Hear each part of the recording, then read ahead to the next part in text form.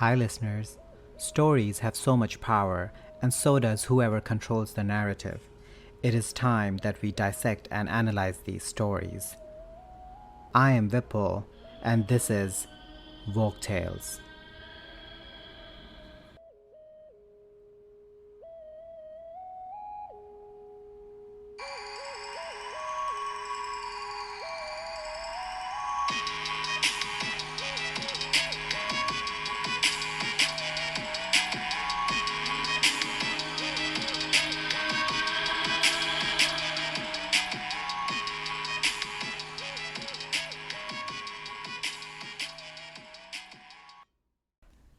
Hi, everyone. October 18th was National Body Confidence Day. It was all about getting the conversation going around body image and to create a community where we accept and celebrate ourselves and each other for the amazing individuals that we are, while starting a movement of support, awareness, and discussion around body image. This week's story has elements of conventional beauty and the societal pressure we feel to conform for our happiness and fulfillment. It is a French fairy tale called Ricky of the Tuft. On that note, it's story time. Once upon a time, there was a queen who bore a son so ugly and misshapen that for some time it was doubtful if he would have human form at all. The fairy present at the birth tried to mitigate her depression by predicting that the boy will be brilliant of mind and gives him a very surprising gift. Not beauty, as might have been expected in the circumstances, but the ability to bestow his own degree of intelligence upon whomever he should love most. Fortunately for him, he lived up to the hype from an early age, entertaining the court with his wit and wisdom. He was given the nickname Ricky of the Tuft in consequence of his one small tuft of hair, but it seemed more affectionate than malicious. He was clever enough to make himself popular. 7 or 8 years later, the queen of a neighboring kingdom gave birth to 2 daughters. The first was so exquisitely beautiful that the fairy present at the birth, the same who was there for Ricky's, decided to moderate the queen's gleeful gloating by pronouncing that the girl will grow up as stupid as she is beautiful. The queen's horror was compounded moments later when the second princess was born. If not as ugly as Ricky, then at least extremely plain. The fairy decreed that this girl will be so sensible that no one will care whether she was pretty or not. As for the elder daughter, the fairy backtracked slightly, giving her the gift of bestowing beauty on the one she loves. As the sisters grew older, their gifts and flaws grew in equal measure.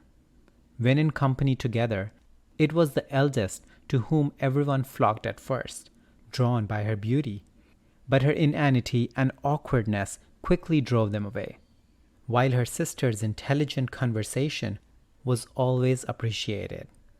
The first princess was not so stupid that she wasn't aware of that, or she didn't wish for some of her sister's innate poise. None of this was her fault, but nothing she did helped. And even her mother didn't understand how hard it was for her. One day, she was sitting alone in the woods, crying over her impossible situation, when an ugly little man in very pretty clothes came towards her and introduced himself. It was Ricky of the Tuft. He had seen Princess's portrait and fell so deeply in love with it that he had left his father's kingdom in order to meet her. Her misery was unexpected. To him, beauty was the ultimate achievement, and once you had it, you should be completely happy. The princess tried, somewhat inaptly, to explain her troubles. At first, he refused to accept that the princess was stupid at all, and insisted, quote, "Nothing more clearly displays good sense, madam, than a belief that one is not possessed of it. It follows, therefore, that the more one has, the more one fears it to be wanting." End quote. The princess didn't know how to argue with this. She just repeated how miserable she was. So he announced triumphantly that he can solve her problems with the gift bestowed on him at birth.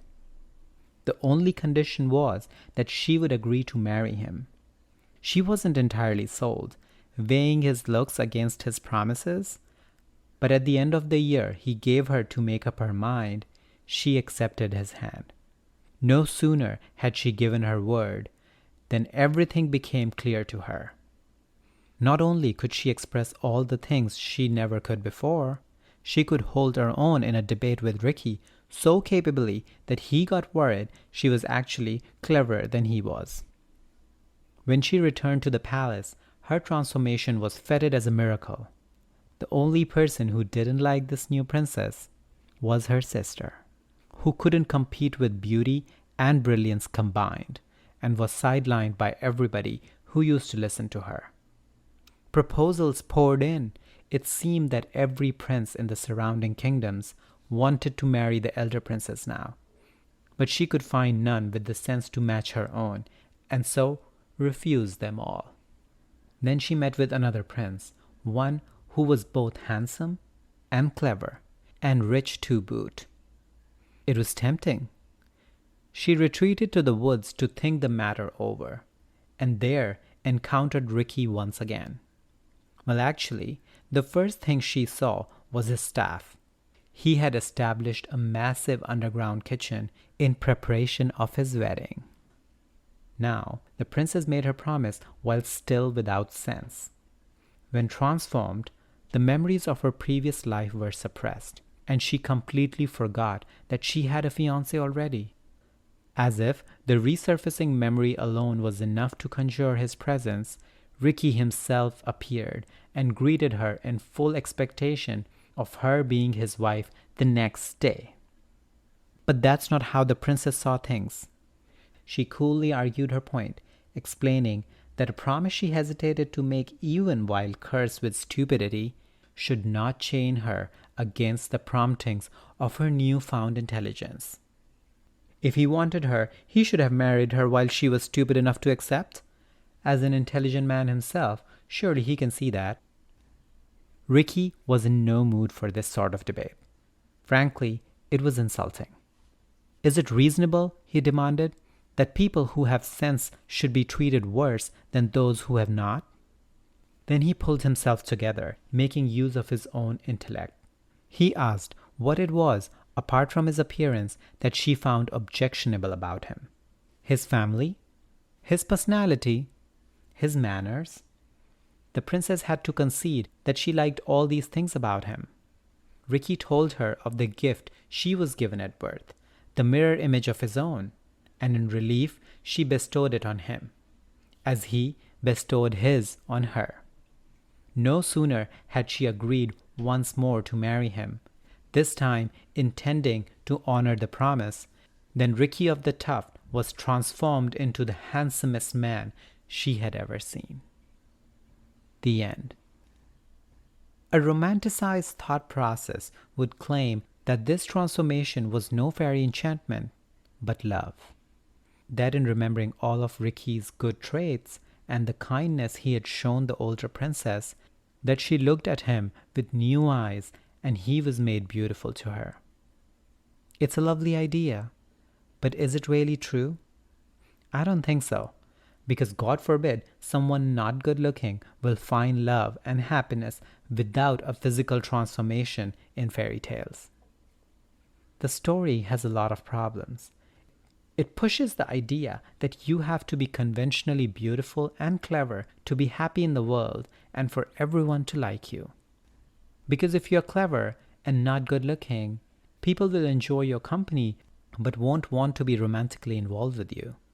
It creates a monolith of beauty and the brain when they both are subjective and need context.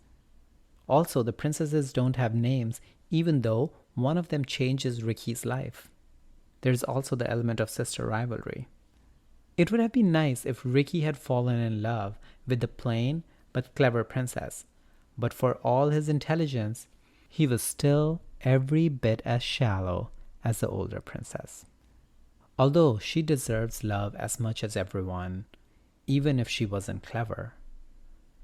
Had Ricky and the younger princess got together, no one would have to change because of societal conformities. But that's only if the younger princess liked him. So going back to creating a community where we accept and celebrate ourselves and each other, because the pressure of being perfect in real life and virtually on social media is not new, and it's no secret how harmful it is. Sometimes I struggle with it too, trying to find the perfect filter for my pictures. But I have to embrace who I am, because where and when does it end? Maybe when we show our true selves all the time. On that note, bye for now. Let me know your thoughts on the story and our discussion by emailing me on woketalespodcast@gmail.com or through social media at woketalespodcast on Instagram and woketalespod on Twitter. And please rate, review, and like Woke Tales Podcast, and don't forget to subscribe so you can easily access our weekly stories.